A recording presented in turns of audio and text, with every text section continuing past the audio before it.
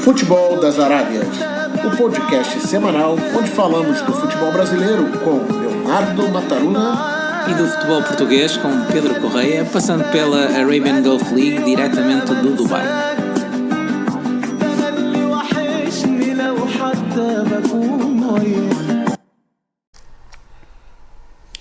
Bem-vindo ao episódio 19 do podcast semanal Futebol das Arábias. Eu sou o Pedro Correia. E eu sou o Leonardo Mataruna. E vamos mais uma vez abordar temas do futebol brasileiro, do futebol português e também da UAE Pro League dos Emirados Árabes Unidos. Estamos disponíveis em várias aplicações de podcast e também na grelha de programação da Rádio Estádio, em radioestadio.pt para todo o mundo. Fazer uma menção antes de começarmos o programa propriamente dito, que já atingimos nas plataformas de podcast mais de 500 visualizações e queríamos agradecer aos nossos ouvintes por isso e em particular a um ouvinte, Léo, não é? Que trazes... É verdade, é um youtuber lá de Portugal, o B Ficholas. Obrigado aí, B, pelas palavras, foi bem legal escutar aí os seus comentários. E sinta-se à vontade, né, para mandar também seus comentários, perguntas e dúvidas para futeboldasarábias@gmail.com ou gmail.com. Certo, e temos aí coisas do Brasil, nomeadamente a Supercopa, não é? Meu para falar. Deus do céu, fiquei até arrepiado aqui, é verdade. Falar logo do Flamengo e começar com o Jorge Jesus, que foi saudado pela torcida com balões. É verdade, eu vi o vídeo que me mandaste, é impressionante. Fizeram um balão gigantesco com uma foto do chefe, né, do diretor da carruagem chamada Flamengo, que disputou nesse final de semana a Supercopa do Brasil, Pedro. A Supercopa, não sei se tu sabes, mas ela é disputada entre o campeão brasileiro contra o campeão da Copa do Brasil. No caso brasileiro era o Flamengo versus o Atlético Paranaense. O jogo que ocorreu em Brasília, no estádio Mané Garrincha, teve uma coisa em particular. Então. Essa coisa foi chamada Só Deu Flamengo. Olha, 3-0. Eu não sou flamenguista não, mas tem que dizer, tanto da torcida, né, parecia que ali tinha viajado flamenguistas de todos os lugares do Brasil, porque por ser em Brasília, no centro, Sim. na capital, né, então o acesso é mais facilitado para quem vem do norte, nordeste. Mas além disso, também os torcedores que moram em Brasília tiveram a chance. A gente sabe que tem muitos torcedores do Flamengo espalhados pelo Brasil e que dessa forma lotaram o Mané Garrincha. E olha, teve caneta do Felipe Luiz no Nicão, balão do Rafinha no Felipe Gabriel. E para variar, a torcida estava lá com aquele cartaz lindo, né? Hoje tem... Gol do Gabigol. Mas tinha outro, que eu vi outro também. Iki. Hoje tem gol do Bruno Henrique.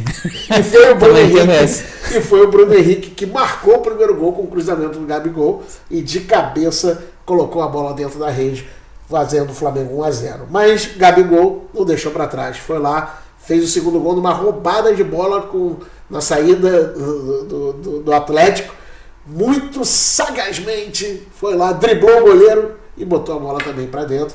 E foi na torcida e pegou o cartaz, entrou no campo. Eu falei, lá vem cartão. Mas não, dessa vez o árbitro foi mais tolerante e segurou os cartões. E para fechar a grande decisão, teve um gol de Arrascaeta, fazendo Flamengo 3-0, que ali com o título da Supercopa, teve direito a pagode dentro do campo, ou seja, com os instrumentos lá, samba, que começou dentro do campo e que, segundo as informações secretas, rolou a madrugada inteira. Portanto, segue o reino de Jesus, não é? Segue Jesus no poder, Jesus no comando.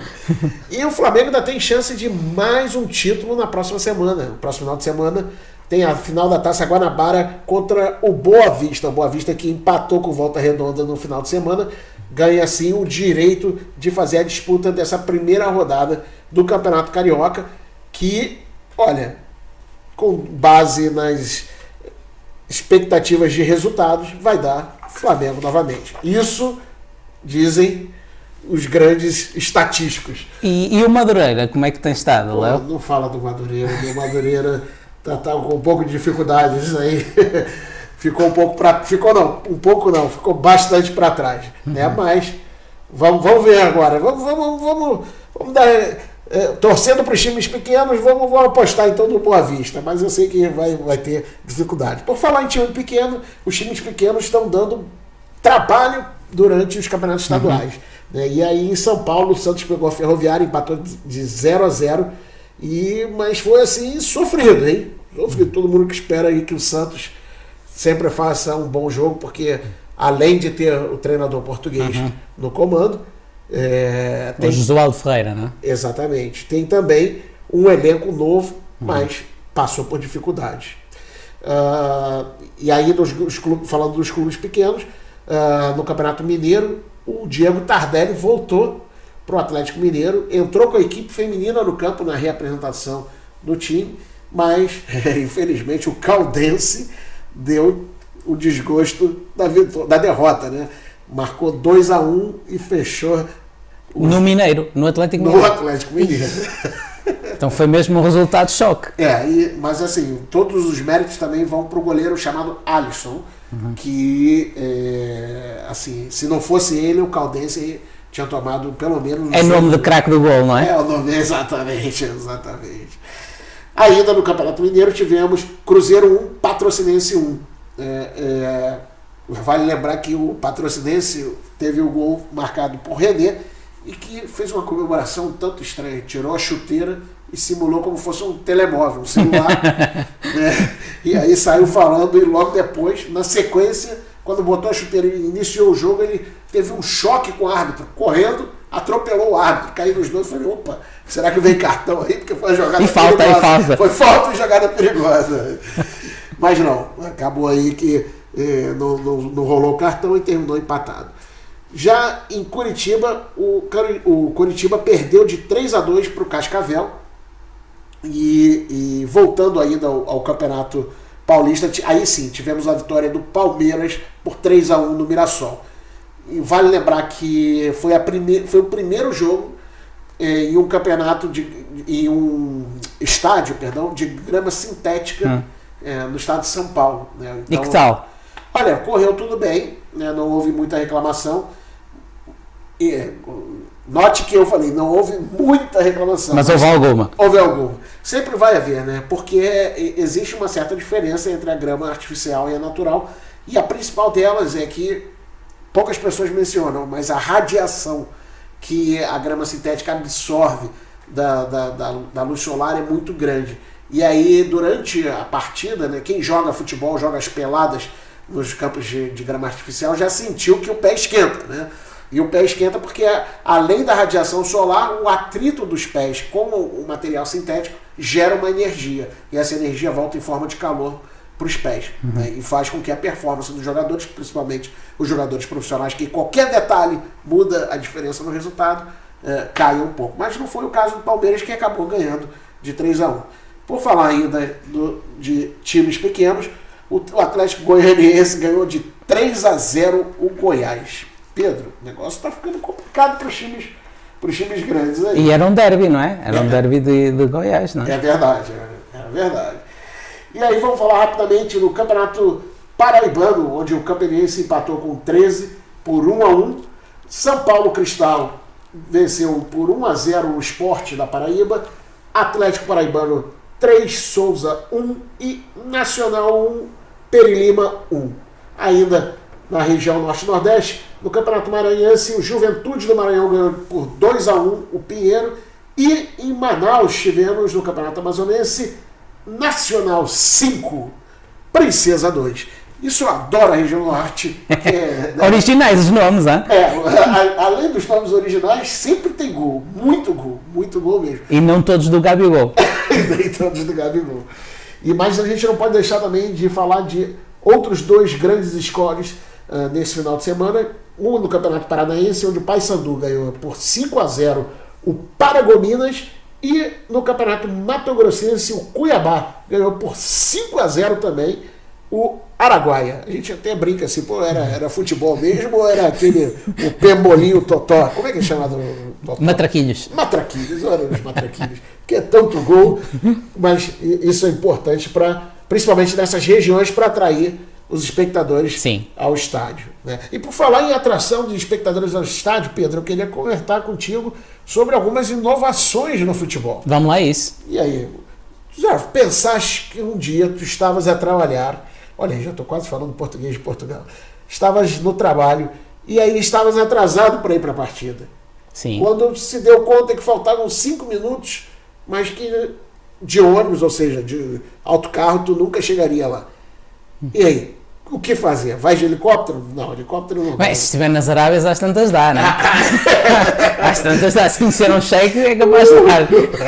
Aí é fácil, né? Mas em Portugal ou no Brasil, acho que não. É um pouco mais difícil. Mas se tu tiveres o Moto Express, não tá pagando nenhuma propaganda aqui pra gente não, hein? Ainda. Ainda não. Mas o Moto Express faz você chegar em 5 minutos no estádio, é a promessa do produto inovador. Então o tipo serviço um táxi, um mototáxi. é um mototáxi que criaram para justamente levar os torcedores que estão aí de atraso. Né? Mas é legal. É legal, mas é perigoso.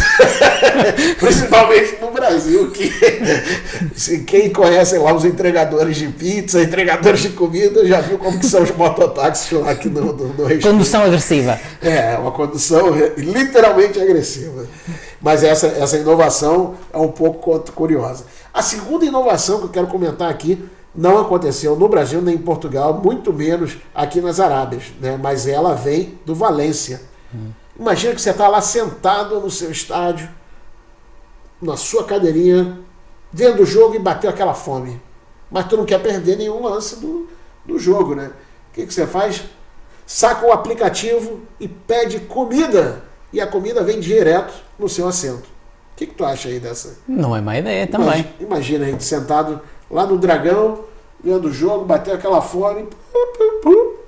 E aí já é mais parecido com as Arábias, porque aqui nas Arábias há muito essa cultura, não é? Da comida verdade, no delivery em casa.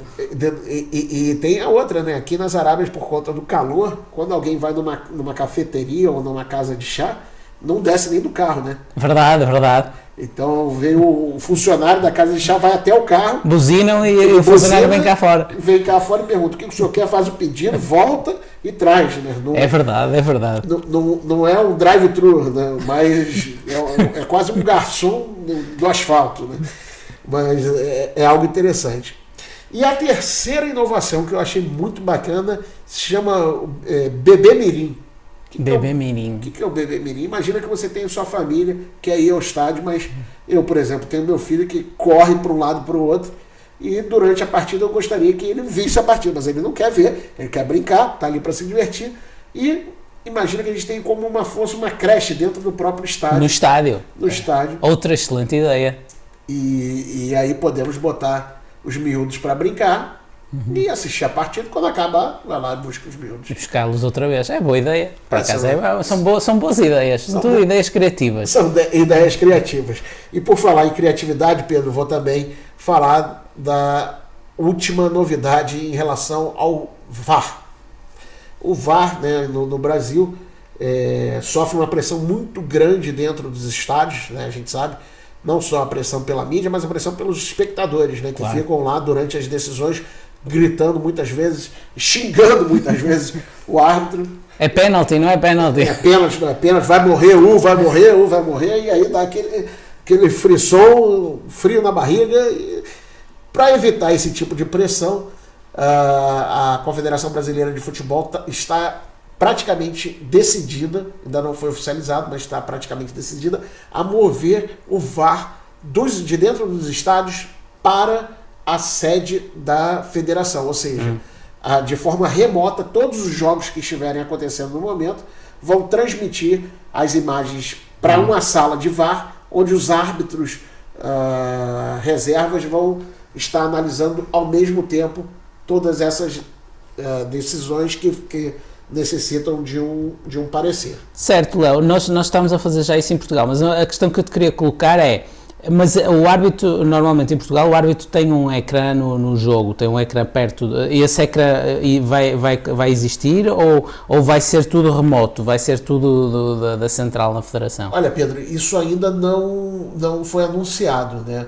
Mas pelos comentários dos árbitros, né, eu sei disso porque eu tenho acesso a 2 árbitros que são oficiais da CBF, e eles me confidenciaram que existe uma proposta de que tenha-se uma câmera nessa sala onde vai ser a sede, okay. E aí sim a transmissão da câmera da sala para dentro do estádio, né? Ou seja, os espectadores no estádio e quem está acompanhando pela TV vai poder acompanhar ali a decisão dos árbitros, mas não sabe ao certo se continua ou não a TV ali no campo. E esses árbitros são a favor do VAR?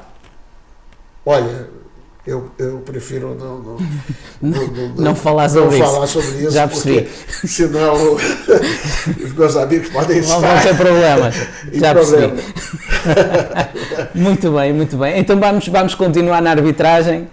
Por falar de arbitragem, vamos pegar o nosso avião, partir do Brasil e ir para Portugal e falar sobre essa questão das arbitragens estrangeiras. Como é que está acontecendo isso, Pedro? Não, em Portugal estava uma polémica, como sempre, há muitas polémicas em relação a muitos assuntos, e uma das polémicas em relação à arbitragem.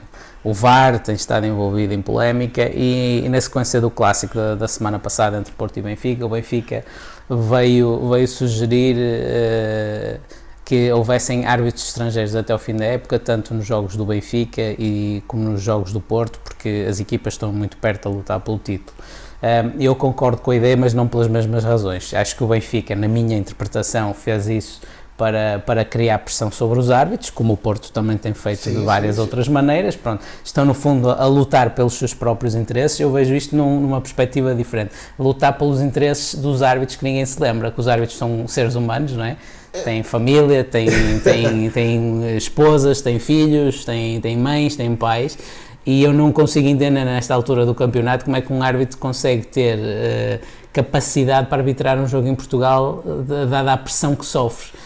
Estão sob coação, sistematicamente. Sim, sistemático. Assim como também não concordo que sejam só para os jogos do Porto e do Benfica, porque, com todo o respeito pelo Porto e pelo Benfica, há mais de 16 equipas, pelo menos na Primeira Liga, já para não falar das da Segunda Liga e por aí fora. Mas se ficássemos só pela Primeira Liga, creio que sim, e eu também concordo com a ideia. Acho que até era interessante criar um tanque de árbitros a nível europeu, em que pudessem ser geridos e que os árbitros pudessem apitar em países diferentes dos seus países de origem. Acho que, dada a pressão que há neste momento sobre os árbitros... Aí eu te faço uma pergunta, e quem paga a conta?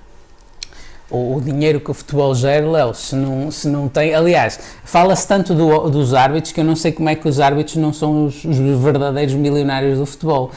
Porque as pessoas, principalmente os dirigentes, dão tanta importância àquilo que é o trabalho do árbitro, que quase que mais vale então começar o dinheiro do futebol a ser canalizado para pagar principescamente aos árbitros e pagar menos aos jogadores. Parece que os árbitros é que marcam os golos e os árbitros é que defendem os penaltis, etc. E aí cai naquela discussão que a gente já teve aqui em outros episódios, né? Que infelizmente com a entrada do VAR, né, mudou-se ali a figura do árbitro, né? O árbitro passou a ser um ator, né? Não mais um personagem coadjuvante, mas muitas vezes o ator principal da partida, sobrepujando a atuação dos jogadores, o que tira aí o brilho do futebol, né? Não, e é exatamente isso, Léo, ou seja, a pressão é ainda maior agora. E com essa exposição redobrada que agora tem por causa do VAR e das câmaras andarem sempre em cima dos árbitros, as coisas estão de facto para lá daquilo dos limites que eu acho que é suportável. Obviamente que o árbitro tem pressão, é inerente à função dele, como o jogador também tem e o treinador também tem. Agora depois há limites que são ultrapassados. Volta e meia vem relatos de situações ocorridas com árbitros, situações mais graves que vêm a público, mas eu não quero imaginar as situações graves que se estão a passar e que não estão a vir a público e que certamente existem porque fazem parte do ambiente do futebol de Portugal, e mais à frente vamos falar sobre isso, mas pronto, é dar só esta indicação relativamente à ideia dos árbitros estrangeiros. Acho que a criação de um tanque de talento, digamos assim, em termos de árbitros a nível europeu, ou pelo menos um conglomerado de 3, 4 países, pudessem trocar árbitros entre si, porque depois pelo menos o árbitro não estava exposto diretamente à pressão na rua e no dia-a-dia de apitar os jogos, e ao mesmo tempo despersonalizava-se também um pouco a figura do árbitro, porque senão, foi o Léo que marcou aquele penalti há 3 anos, ou foi o Pedro que não viu aquele fora de jogo há 4 anos atrás, portanto já deixaria de haver essa identificação com um erro que foi cometido.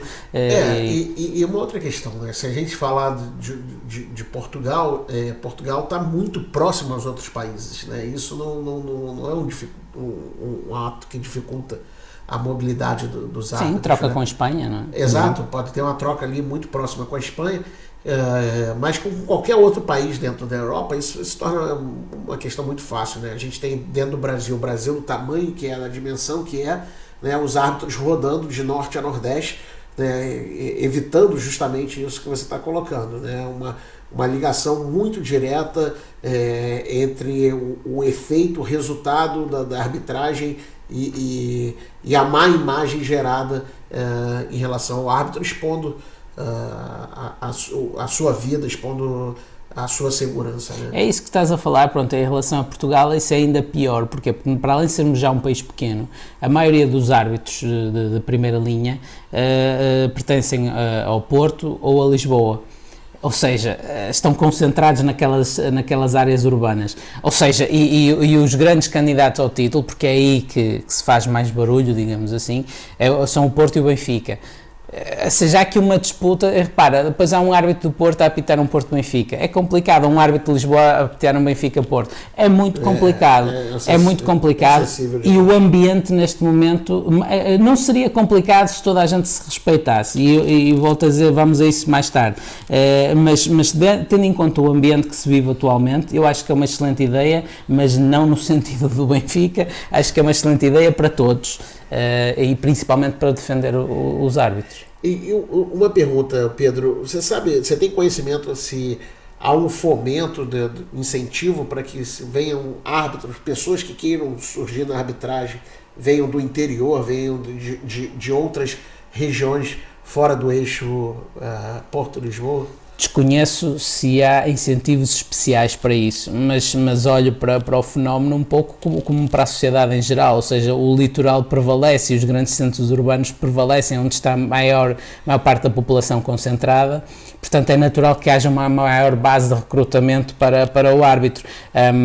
Não conheço qualquer tipo de programa especial da Federação, no sentido de captar árbitros de Bragança, por exemplo, Castelo Branco, Beja, dessas regiões mais interiores, não conheço. Porque isso poderia, além de reduzir, né, essa questão da influência, né, seria uma forma também de motivar o desenvolvimento do futebol e o melhoramento da arbitragem, né, de uma certa maneira em todo o país. Porque a chance de se descobrir talentos também é enorme, né? Sim, Léo, tu tens alguma razão naquilo que estás a dizer. Agora, neste momento o ambiente em Portugal não me parece que mesmo um árbitro que venha de Bragança, não me parece, porque depois ele chega a Bragança e vão-lhe cair em cima. E pior, é um meio mais pequeno, ainda o identificam mais fácil se for preciso.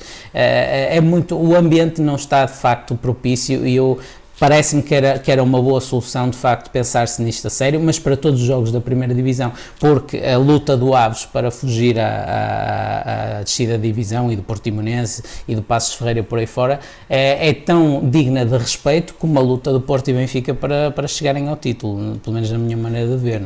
Isso me faz lembrar uma pequena história. Eu sei que a gente está falando de Portugal, mas rapidamente falando de um grande amigo que se tornou árbitro. Para chegar na primeira divisão ele tinha que arbitrar muitos jogos amadores, né? E aí ele foi escalado para arbitrar um jogo dentro de um presídio lá no Brasil, que é o Bangu 1, e justamente era uma partida entre o Comando Vermelho, que é uma das facções criminosas, contra o terceiro comando, que era uma outra facção. E aí, logo no primeiro momento de jogo, 5 minutos de jogo, uma falta, um carrinho, ele expulsou um dos líderes das facções, né? E aí todos falaram assim, meu Deus, está vivo esse cara? Tá vivo, está vivo, graças a Deus. Está vivo. Mas ele foi, expulsou, e logo na sequência todo mundo falou assim, meu Deus, que louco esse cara é. Um dos organizadores chamou ele, avisou do perigo, falou, olha, tu tá correndo risco de vida agora. E ele levou ali a sério a risca do que era. Passaram-se uns 2 meses, ele foi arbitrar um outro jogo, só que dentro de uma comunidade, né, no Complexo do Alemão. Né? E durante essa partida, na hora que ele olhou assim, quem era o lateral direito? Era o cara que ele tinha expulsado. Aí ele falou, ué, como é que esse cara tá aqui? E aí o cara veio, bateu o nome dele e falou assim, ei, lembra de mim? Tu me expulsou lá no presídio? Eu fugi. Eu tô aqui agora. E agora? E logo que saiu um gol, esse cara mesmo foi lá, pegou uma arma, deu uma rajada de metralhadora pra cima, ele falou, é melhor a gente acabar logo o jogo por aqui, né? Olha, o teu amigo deu cartão amarelo por causa dos festejos. Isso é que era de coragem. Eu confesso que logo depois da partida ele ficou realmente com muito medo de sair do local onde era essa partida, mas curiosamente, né, logo após essa partida ele foi promovido a árbitro da primeira divisão e se movimentou, pediu para ser transferido de estado, ele saiu do Rio de Janeiro e foi para ser transferido do país. Foi atuar em Pernambuco. Mas vamos lá, voltando para Portugal, como é que foi essa última rodada aí, essa última jornada, Pedro? Pronto, começando pelos jogos sem grande história, o Vitória de Setúbal perde em casa 2-1 com o Gil Vicente, um bom resultado para o Gil Vicente. O Vitória de Setúbal tem aqui uma pequena quebra após um bom período de alguns bons resultados. Santa Clara venceu em casa 1-0 o Tondela, um resultado normal. Santa Clara em casa normalmente tem ido bem. O Portimonense 1-1 com o Moreirense, é uma divisão de pontos. O Portimonense precisa de ganhar urgentemente, continua a marcar passo para o Portimonense, para o Moreirense é um ponto fora, é sempre interessante. Marítimo 3, Passos Ferreira 0. Passos Ferreira também é precisar de ganhar e de fazer pontos. O Marítimo segue a sua senda vitoriosa e está bastante tranquilo já a meio da tabela. Boa Vista 1, Belenenses 2, uma excelente vitória, importante vitória fora do Belenenses, no Belenenses Chade, neste caso no Boa Vista, que dá uma lufada de ar fresco ao Belenenses. O Famalicão volta a sussurrar em casa, desta vez com o Desportivo das Aves 1-1. E depois deixo para o fim os jogos grandes da jornada, em que várias equipas do topo da tabela se defrontaram. O Benfica perde em casa 1-0 com o Braga. O Braga, uma excelente campanha deste mudou o treinador, uma coisa notável. Ganhou 2 vezes ao Porto, ganhou 2 vezes ao Sporting e agora já ganhou uma vez ao Benfica na Luz, que era uma coisa que já não acontecia há mais de 60 anos. Verdade. O Benfica acabou por não jogar muito mal, até tendo em conta aquilo que são os jogos mais recentes. Acho que o Benfica até fez um jogo interessante, em que podia ter empatado, eventualmente até ganho, mas o Braga também é um justo vencedor, porque volta a fazer um jogo corajoso, volta a fazer um jogo com qualidade. É uma equipa que está muito consciente daquilo que é capaz e foi um bom jogo, foi um jogo interessante de seguir, disputado. Outro jogo muito interessante de seguir, Rio Ave 1, Sporting 1, eu creio que o Rio Ave merecia ter ganho o jogo, apesar de tudo. O Sporting acaba por chegar ao empate numa falha perto do fim da equipa do Rio Ave, mas o Rio Ave, para mim, a clara surpresa, agora sim, tendo em conta o decréscimo do Famalicão, a emergir como uma equipa sensação, digamos assim. Eu confesso que eu fiquei triste com essa redução da acelerada do Famalicão. Porque assim, eu acabo torcendo, né? Eu não torço pelo Famalicão, mas torço pelo bom desenvolvimento do futebol, né? E o Famalicão começou muito bem, né? E continua bem, para uma equipa que subiu, continua bem. Sim, lá em cima. Eu quero ver vencendo. Aí acabo sendo torcedor. Podes torcer também agora pelo Rio Ave, que está ali às portas da Europa, como a gente costuma dizer, às portas da Europa. Deixo para o fim, pelos piores motivos, infelizmente, o Vitória de Guimarães 1, o Futebol Clube Porto 2. Pronto, desportivamente o Porto vence o jogo, um jogo importante, até porque o Benfica tinha perdido no dia anterior e o Porto vai ganhar um campo dificílimo, que é o campo do Vitória de Guimarães.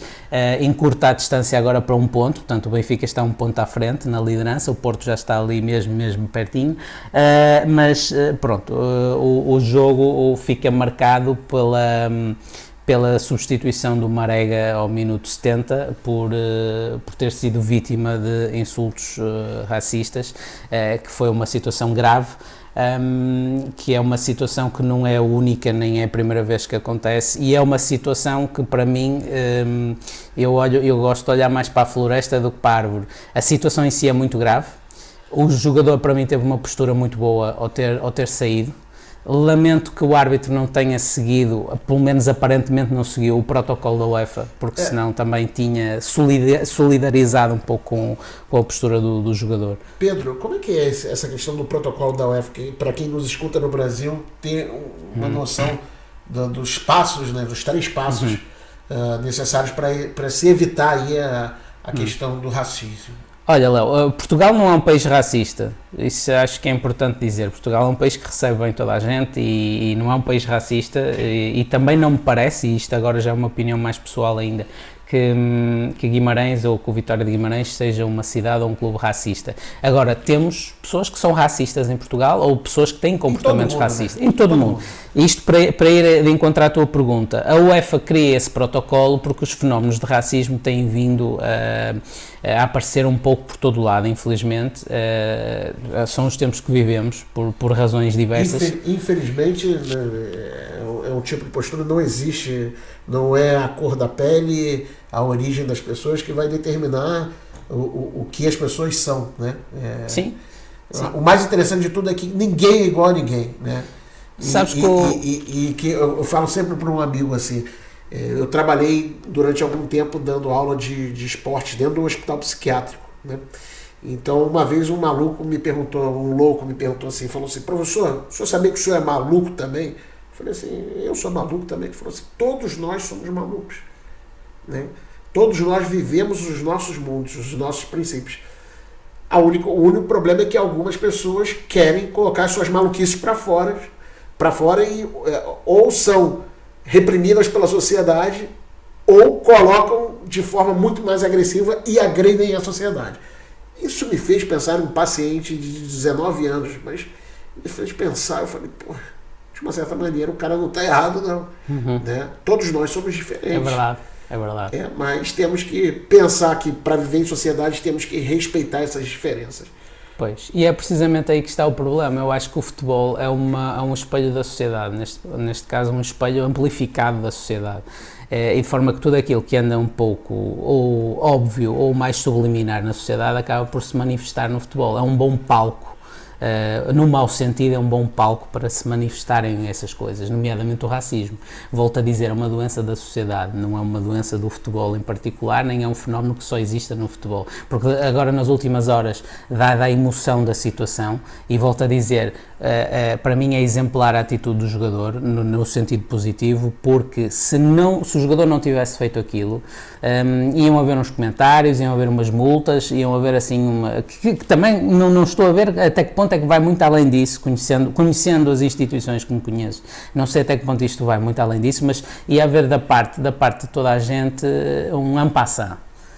Vamos passando, porque isto já aconteceu antes, não é a primeira vez que acontece, é a primeira vez que um jogador toma uma postura destas, e já lá vou também falar do jogador. Falando então dos 3 passos da UEFA, a UEFA criou um protocolo que diz o seguinte: numa primeira instância, o árbitro, apercebendo-se diretamente ou por informação de alguém oficial relativo ao jogo que estão a haver insultos racistas, o árbitro deve pedir para que no estádio se anuncie que tem que se parar com aquele comportamento, de outra forma o jogo vai parar. Se o comportamento da parte do público se mantiver, há um segundo passo em que volta a haver o anúncio de que o comportamento tem que parar e o jogo para. Para por 5, para por 10, para o tempo que tiver que parar até que as coisas se normalizarem. Se as coisas se normalizarem, não é? O jogo recomeça. Se voltar depois disto a acontecer,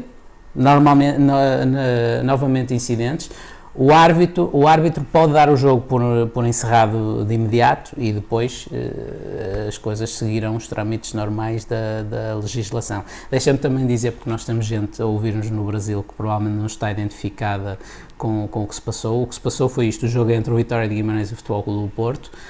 O Marega é um jogador de raça negra do Futebol Clube do Porto que tem uma história no Vitória de Guimarães. O Vitória de Guimarães tem vários jogadores de raça negra. O futebol português está cheio de jogadores, até a maior estrela de sempre é o Eusébio, jogadores de raça negra. O futebol português está cheio, portanto não há nenhuma situação de racismo no futebol no geral contra que seja quem for. Não é? Vale lembrar que o Marega, inclusive, foi visto já algumas vezes assistindo os jogos, né, É isso que ainda é mais triste de alguma forma, e eu acho que ele também se sente um bocadinho por causa disso, talvez. Porque ele talvez sentisse um pouco Vitória de Guimarães como uma casa para ele, e ao sentir que alguns, e isto é importante também se diga, que alguns adeptos do Vitória de Guimarães tiveram aquele comportamento com ele, eu acho que isso também o magoou mais, não é? Porque o jogador também é um ser humano, o árbitro é um ser humano, todos são seres humanos, não estão ali marcianos, não é?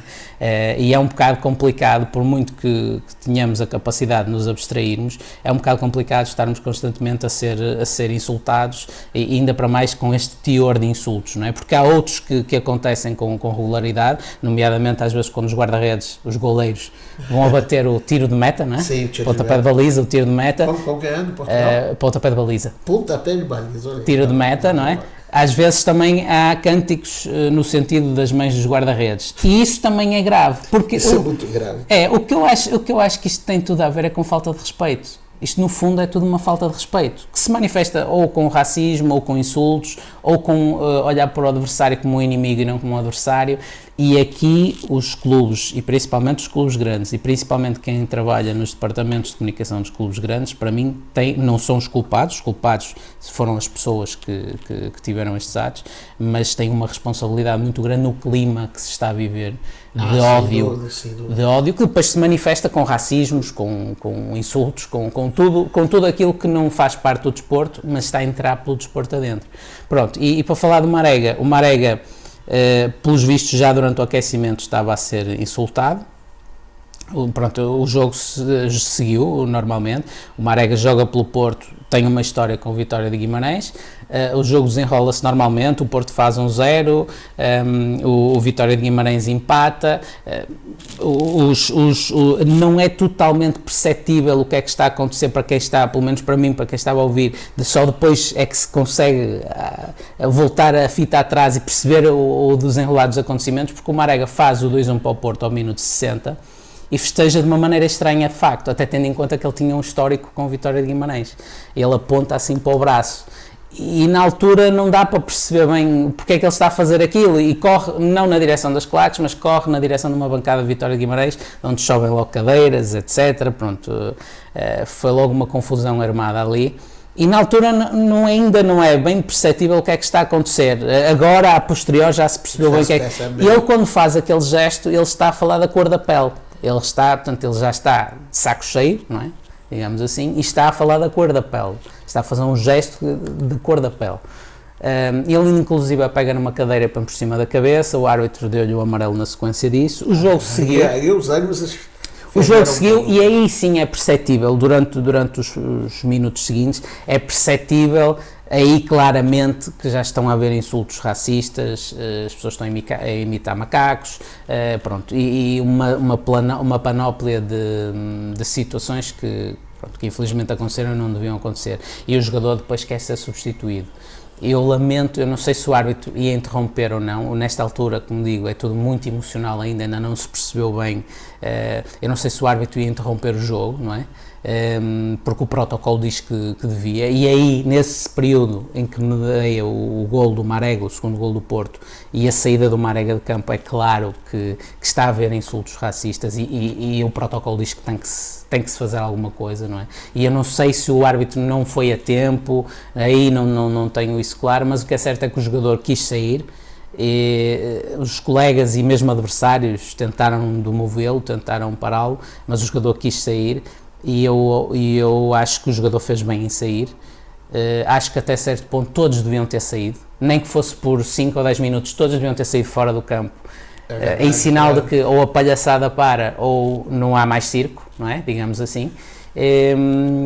Porque agora o que vai acontecer, vão eventualmente acontecer multas, vão eventualmente acontecer comunicados, já estão a haver, mas tem que se tomar uma atitude. E eu temo que a atitude seja castigar o Vitória de Guimarães, sendo que não são todos os adeptos do Vitória de Guimarães, vai pagar o justo pelo pecador. É verdade. É aquilo que a gente comentou na semana passada, né? Quando tem uma briga no estádio, por exemplo, que muitas vezes o tribunal esportivo que fica dentro do próprio estádio no Brasil determina que no próximo jogo é portão fechado. Pois. E aí quem não tem culpa acaba pagando, porque não vai assistir nem ali e nem pela televisão, porque os jogos também não podem ser transmitidos pela televisão. Léo, realisticamente e otimisticamente, o ideal era castigar as pessoas que tiveram este tipo de atitudes, mas isso é quase impossível, não é? Isso era uma pergunta que eu ia te fazer. Hoje no Brasil existe uma prática, né, de que a polícia filma as claques, né, filma os torcedores. E quando há um incidente de briga, um incidente como esse, é possível, de uma certa maneira, identificar ou tentar identificar as pessoas que promoveram as confusões, né? Sim. Como é que é hoje isso em Portugal? Nós temos, desde o Euro 2004, nós temos sistema de CCTV, ou seja, todo o estádio tem que estar coberto por filmagens e, portanto, é possível identificar eventualmente algumas pessoas. Agora, também estás a falar de som. E como é que consegues identificar uma pessoa ou duas pessoas? Sim. Ou esta? É isto que é mais complicado. O pior que pode haver neste caso é não acontecer nada. Depois disto, o pior que pode acontecer é não acontecer nada. Portanto, alguma coisa vai ter que ser feita. Agora, também o problema não passa só por aqui, por castigar agora, por exemplo, o Vitória de Guimarães, porque o problema é que o ódio que é plantado todas as semanas e que eu temo, e já venho a dizer isto há algum tempo, vai piorar daqui para a frente, porque agora o campeonato ainda está com uma vantagem mais curta do primeiro para o segundo, e é principalmente entre o primeiro e o segundo, é principalmente entre estes dois que a maior parte da confusão é criada, não é? Através, lá está, dos tais comunicados e blogs e diretores de comunicação e pessoas que nem são diretores de comunicação, mas estão agregados aos clubes. Portanto, é uma confusão e um sistema de comunicação doentio que está a inflamar os ódios. Portanto, o adversário não é um adversário, é um inimigo. Há que tentar combatê-lo de qualquer forma. Vale tudo para chegar à vitória, para ganhar vantagem competitiva, vale tudo. Não há regras, parece que não há regras. É aquela discussão sempre, né, da ética e do bom senso, né? Até quanto vale lutar para vencer, né? Ou vencer justamente ou vencer usando todas as armas só para vencer. Estão no saco do lixo neste momento em Portugal, estão no saco do lixo. Agora, pode ser que esta situação consiga ser uma bomba atómica que possa mudar um pouco as coisas, mas neste momento está no saco do lixo. Pedro, é bem complicado e por falar dessa questão desse episódio de racismo, eu tomei conhecimento nesse final de semana que quando o Flamengo foi jogar lá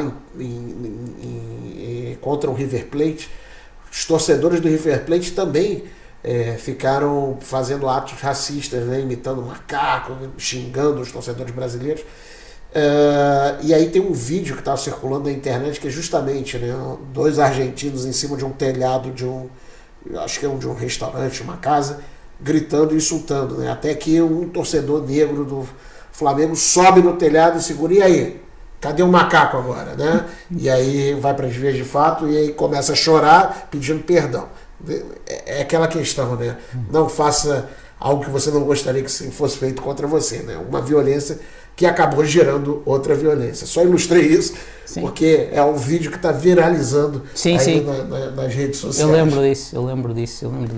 E aí vamos pegar o nosso avião saindo lá de Portugal e aterrissando nos Emirados Árabes Unidos, falando do resultado da última jornada. Pedro, que jogo que você fez aí nesse final de semana? Houve um jogo em atraso entre o Calva e o Alain da foi pertinho, né, esse jogo? Foi, né? Em Calva, foi na costa este dos Emirados. Pronto, acabou 4-1. Quase divisa com a Arábia Saudita, né, por aqui. Não, Calva, portanto, é na costa este. Não é Dafra. Estás a confundir com Dafra. Confundir com Dafra, olha aí. Calva. É ali é perto de Fugeira. Tu conheces bem, fazes lá muitos jogos. É verdade. Fazes lá muitos jogos. É verdade, lá é a casa que eu gosto de fazer jogos. Pronto, e foi 4-1 para o Alain. O Alain venceu sem grande dificuldade e agora está um pouco mais perto do Shabab Ali no topo da classificação. Reduziu para 5 pontos a desvantagem. O Alain é treinado por um português, pelo Pedro Emanuel, e pronto, está numa fase de recuperação e agora está só 5 pontos do primeiro. E agora vamos falar então das quartas da Taça do Presidente. Sim, são só 4 jogos, pronto, é no próximo fim de semana, na sexta-feira, dia 21 de fevereiro, às 5h30 hora dos Emirados, Banias com o Shabab Ali, e às 8h30 no mesmo dia, o Dafra com o Jazeera, e depois no sábado, dia 22 de fevereiro, às 5h30 também, Al-Ain com o Al-Wazl, e às 8h30, Calva com o Sharjah. Temos aqui alguns jogos bastante interessantes. Bem interessante aí.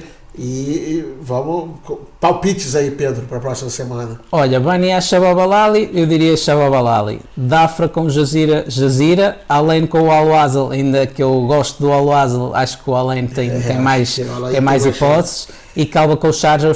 Eu acho que o Sharjah. Olha, o Sharjah está passando por um momento difícil, hein? Sim, mas é em campo neutro, sabes? Acho que vai ter uma hipótese. Acho que vai ter uma semana que vem que eu vou confirmar aí contigo os resultados. Vamos a isso. E é assim, Pedrão. Olha, esse foi o episódio número 19 do nosso podcast semanal Futebol das Arábias. Nesse podcast estamos comemorando quase um recorde de acessos. Não vou falar em números agora para deixar a expectativa, deixar com que você continue acessando as nossas plataformas digitais, ou seja, buscando aí em todas as plataformas o podcast Futebol das Arábias, que também está disponível na grelha de programação da Rádio Estádio, em radioestadio.pt, para todo mundo. Envie seus comentários, sugestões e dicas para futeboldasarábias@gmail ou gmail.com. Pedrão, forte abraço, um abraço aí para os nossos ouvintes e até a semana que vem. Um abraço a todos, até para a semana. Futebol das Arábias, o podcast semanal onde falamos do futebol brasileiro com Leonardo Mataruna e do futebol português com Pedro Correia, passando pela Arabian Gulf League diretamente do Dubai.